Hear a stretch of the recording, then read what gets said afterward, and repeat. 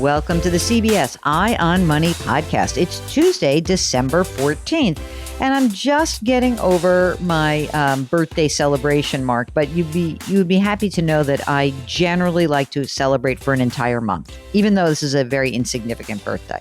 A whole month? Gee, you sound just like Amanda. Do you consider me your work spouse? No, not spouse. You're like my work sibling. I like that, because then I feel like Theo will be happy to call me auntie. Yes. In English or Chinese, do you prefer? Either one. I'll Okay. answer to either.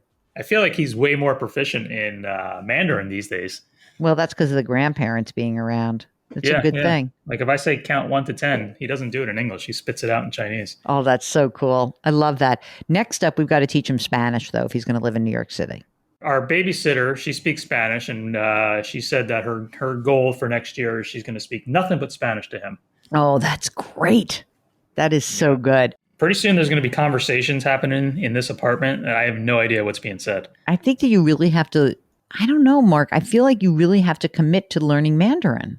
Yeah, I that's a very big commitment. I don't know if I can do that right now. Well, I mean, you did the CFP. Yeah, I think this is a different animal. All right. I'm going to commit to maybe in 2022, I think I'm going to brush up on my bridge. That's what I'm going to try to do. That's going to be my big thing. All right, let's get to what we're doing here. This is the program that takes the mystery out of your financial life. It is also a show where we hope money is not scary. It's not boring. It's about you. Your questions make this possible. And that's why we encourage you to go to jillonmoney.com and click the contact button and ask us a question. Now, sometimes we'll read that on the air, but sometimes we'll bring you on the air. And I love when we have listeners who join us today. Jamie from Colorado is on the line. Hello, Jamie. How are you? What can we do for you? Oh, thank you so much for having me today. I really appreciate your help. So I am curious. I feel like I'm a pretty new listener to your show. And in listening to it, I thought I had a plan, and now I'm questioning the plan. So I would love your insights. I think we might be a little heavy on real estate, and I'm wondering if we need to kind of pivot and refocus on retirement savings instead. Okay. So Jamie, you mentioned a we. So who's the partner spouse in this? Yeah, my husband, and we also have a 7-year-old son. Okay, got it. Jamie, how old are you? I'm 42 and he is 48. Do both you and your husband work? Yes, I work for a municipality and my husband is self-employed. He's a carpenter. Okay, so you work for a municipality. How much do you earn? Around 80,000. Okay, and you will be entitled to a pension, I presume? Yes, yep, it's our state pension. Great. Tell us about the details of that. Well, right now, you pay in a required amount, and if I stay until I'm 60, I'll probably get around 50% of my current salary, or actually, it's your highest 5-year average. Mm-hmm. That's great. Yeah, and if I stay longer till 65 or have more service years, it's going to be more like 60%. Do you feel like you're a lifer? Do you feel like that's reasonable to assume that you will make it to at least 60? I don't know. I really like my job. So that's the plan for now. Dig it. Yeah. So in addition to your pension contribution, do you make a contribution to a 457 plan? Well, so that's one of the things I have a question about is we just had open enrollment, and I wish I had chatted with you before. I kind of panicked. I had an option. They added a Roth 401k additional as well as a Roth 457 that was new this year. And I chose the Roth 401k to open and start doing it. That's great. Okay. Fantastic. Okay. I didn't really know the difference between the two. Mark, go on. No, I was just going to say you can actually do both if your cash flow allows. But if you can only do one, you pick the right one to do. That's fine. Great. Okay. 401k Roth, you picked right. Husband, who's a carpenter, how much does he make? It depends, but around 50. And does he make any retirement contributions for himself? So right now, both of us max out a Roth IRA every year. One of my questions is also whether we should open up a solo 401k for him. Right now, we don't have that. You have the money to do all these things? Well, we also have a rental property, and that helps. Okay. add some additional income to. Okay, so let's go first. Let's start first with the primary residence. Tell us about your home. So we actually just refinanced about a year ago, and we have a 3.125% on a 30-year. And I'd say the house is probably worth about 625, 650 now in this market, and we owe 360 left. And the mortgage is affordable. You're in good shape. Okay, now tell me about the rental. So that's even a better market situation for us. We bought it during in 2011 on short sale. So the mortgage on it left is about 90,000, and I'd say that house is probably worth like 725, 750. Oh my God. So right place, right time, and having a husband who can fix things. Yeah. That place would have a big fat for sale sign in front of it. Yeah, I know it. Okay, so how much money do you have in your Roth IRAs right now? Combined, we have, let's see, about 70,000 between the two of us. Okay, And that's then great.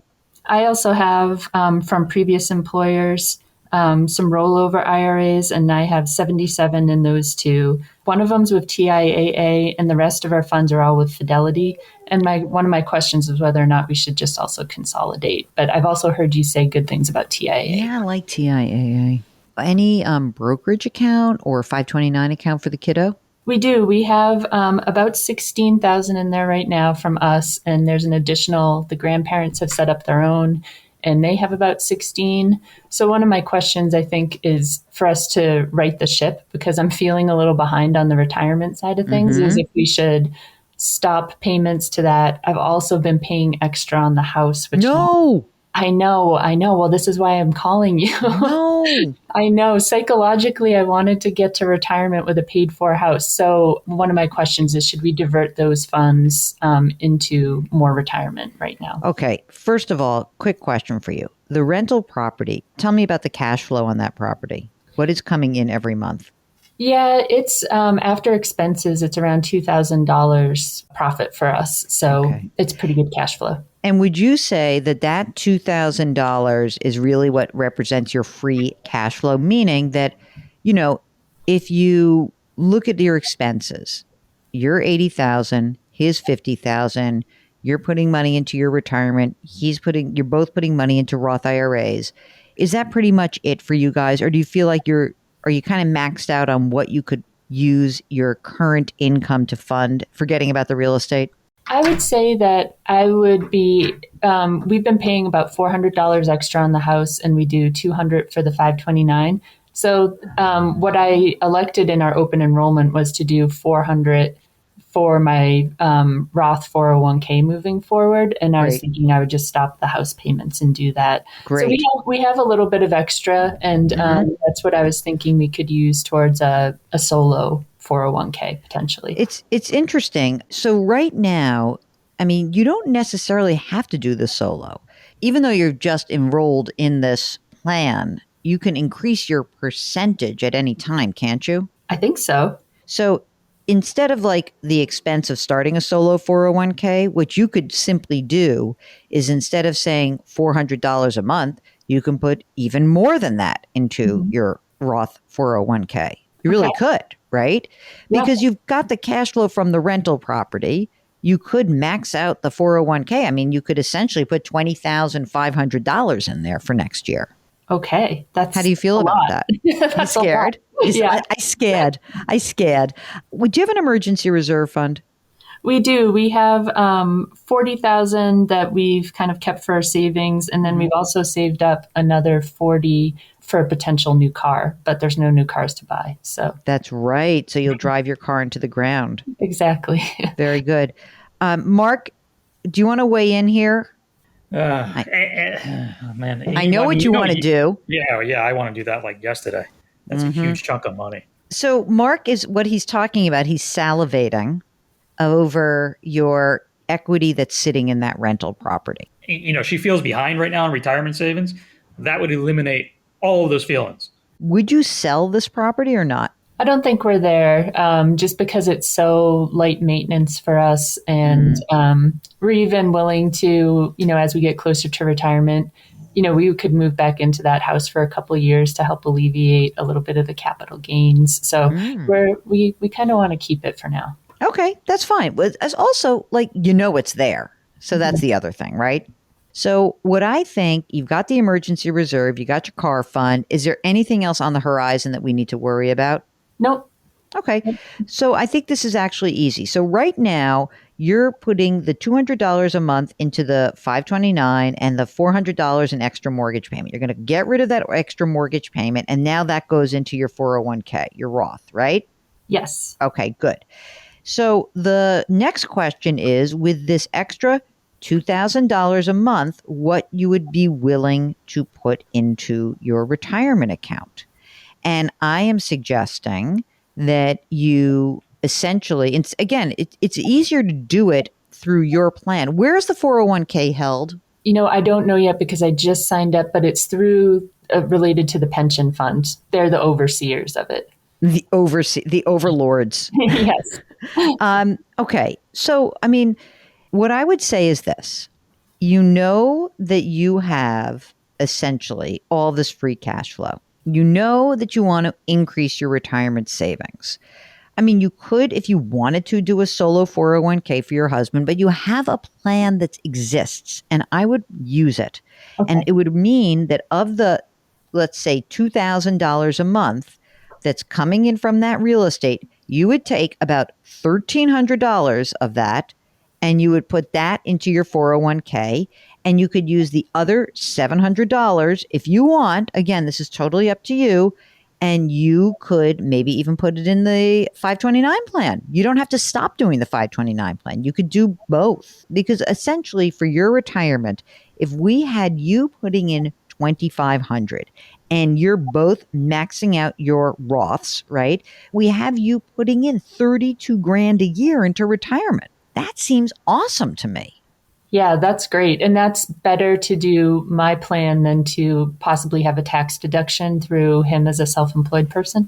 I mean, you don't make that much money together. You're not in a high tax bracket. I mean, you have money from the rental property that adds to the process, but like if you really think about it, you make 130 plus another 25. So you're solidly in the 22% tax bracket as your highest bracket. I don't see the need to do a pre-tax plan. You're going to have taxable income when you retire because you're going to have your pension. Mm-hmm. Okay. And we're Well, going to make him work for a while. yeah, I think my ideal would be, since he's a little older, he's willing to keep going for a while, and I would maybe get to retire a little early.